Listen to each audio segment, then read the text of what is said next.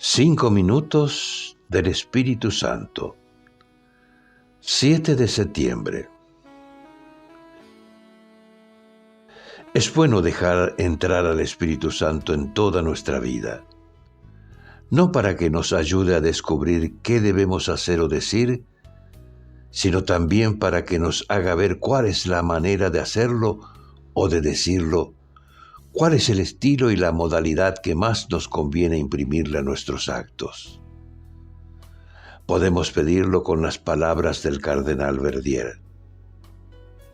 Espíritu Santo, amor del Padre y del Hijo, inspírame siempre lo que deba pensar, lo que deba decir y cómo tenga que decirlo, lo que deba callar, lo que deba escribir, lo que deba hacer y cómo tenga que hacerlo, para obtener tu gloria, el bien de los demás y mi propia santificación.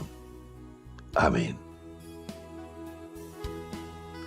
Cardenal Víctor Manuel Fernández.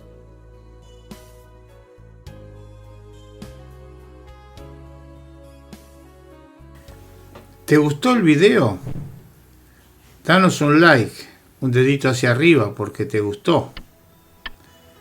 Suscríbete al canal y no dejes de tocar la campanilla, así te avisaremos cada vez que subimos un video.